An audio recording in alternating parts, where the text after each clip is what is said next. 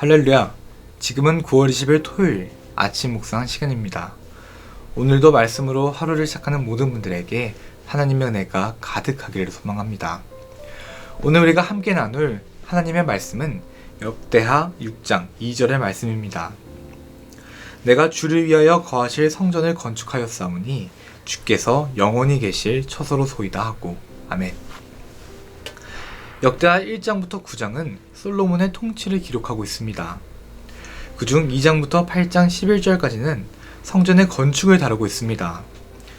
솔로몬의 생애 전반을 다루고 있는 열왕기서와는 달리 본서는 솔로몬의 행적 가운데 성전 건축과 관련된 사항들을 집중해서 이야기하고 있는 것입니다.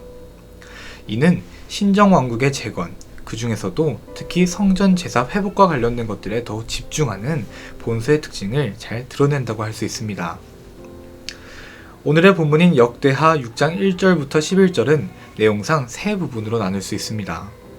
1, 2절은 여호와를 향한 솔로몬의 성전 봉헌 기념사, 3절은 온 회중을 향한 솔로몬의 축복, 4절부터 11절까지는 회중들에게 솔로몬이 성전을 건축하게 된 경위를 설명하는 내용입니다. 1, 2절에서 솔로몬은 하나님을 위한 성전 건축을 자신이 완성하였다며 하나님의 말씀이 솔로몬 자신을 통해 이루어졌다고 고백합니다. 솔로몬은 하나님께서 캄캄한 데 계시겠다 말씀하셨다고 이야기합니다. 그러나 하나님께서 정말 캄캄한 데 계시겠다고 직접 말씀하셨는지는 우리는 확실히 알 수가 없습니다. 그러나 솔로몬이 이렇게 표현한 것은 모세 시대의 시내산에서 또는 회막에서 빽빽한 구름 가운데 하나님께서 임재하신 것을 상기한 것으로 보입니다. 사무엘하 7장 6절에서 하나님께서 나단 선지자를 통해 내가 이스라엘 자손을 애굽에서 인도하여 내던 날부터 오늘까지 집에 살지 아니하고 장막과 성막 안에서 다녔나니 라고 다윗에게 말씀하셨습니다.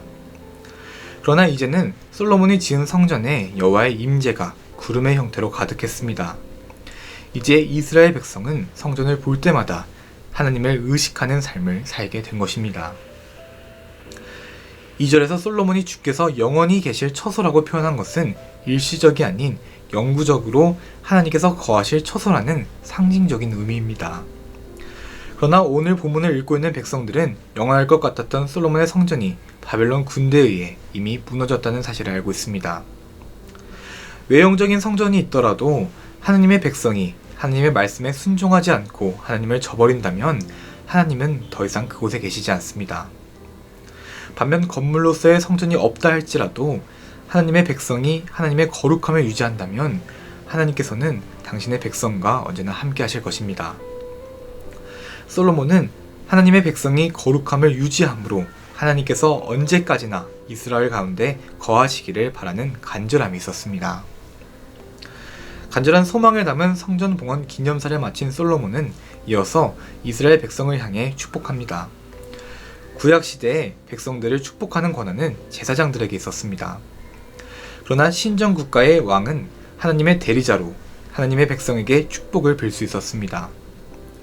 축복하는 이도 축복의 메시지를 듣는 이들 모두도 하나님 앞에서 어떻게 살아야 할지 결단하는 시간이 되었을 것입니다. 4절부터 9절까지는 회중들에게 성전을 건축하게 된 경위를 설명하는 내용입니다. 하나님께서는 오래전부터 이스라엘 백성과 영원히 함께 하시기를 위한 성전 건축에 대한 계획이 있으셨습니다. 하나님께서는 이스라엘 백성이 성전을 바라볼 때마다 하나님을 기억하고 하나님의 백성답게 살기를 바라셨습니다.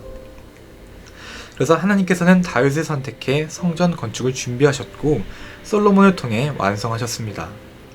이 사실을 알았던 솔로몬은 아버지 다윗의 노력과 자신의 실행으로 성전이 건축된 것이 아니라 이미 오래전 계획하신 하나님의 계획이 하나님의 능력으로 성취되었다고 밝히고 있습니다. 오늘의 본문을 잘 읽어보면 5절에 내 이름을 둘 만한 집, 6절에 내 이름을 거기 두고, 7절에 이스라엘의 하나님 여호와의 이름을 위하여, 8절에 내가 내 이름을 위하여, 9절에 내 이름을 위하여, 10절에 여호와의 이름을 위하여와 같이 유독 이름을 강조하는 표현이 눈에 띄입니다. 이름은 단순한 호칭이 아니라 그 이름을 가진 대상의 힘과 능력, 본질, 존재 자체를 나타냅니다. 그래서 솔로몬은 위와 같은 표현을 통해 성전의 용도를 우리에게 알려주고 있는 것입니다. 성전은 하나님을 예배하기 위한 공간이기도 했지만 하나님께서 거하시는 공간이었습니다. 하나님께서는 성전을 그의 백성과 함께하기 위한 공간으로 삼으셨습니다. 하나님께서는 이스라엘 백성들이 성전을 드나들 때마다 전능하신 여호와 하나님을 의식하며 하나님과 동행하는 삶을 살기를 원하셨습니다. 사랑하는 신내교회 성도 여러분, 지금의 교회도 이런 장소가 되어야 합니다. 여러가지 기능적인 측면, 멋지고 아름다운 뇌관, 교회 내에서 행해지는 다양한 예배와 프로그램들 물론 중요합니다. 그러나 교회가 교회이기 위해서는 그 무엇도 아닌 그곳에 하나님께서 계셔야 합니다. 아무리 낡고 허름하고 작고 초라해도 그곳에 하나님께서 계시다면 그곳이 바로 하나님의 거룩한 교회입니다. 지금 우리가 서 있는 이 신내교회라는 장소가 그런 거룩한 하나님의 교회인 줄 믿습니다. 또한 앞으로도 그런 교회가 될 수 있도록 항상 하나님과 동행하는 저와 여러분이 되시기를 간절히 소망합니다. 주기도문으로 기도하시겠습니다. 하늘에 계신 우리 아버지여, 이름이 거룩히 여김을 받으시오며 나라가 임하시오며 뜻이 하늘에서 이루어진 것 같이 땅에서도 이루어지이다.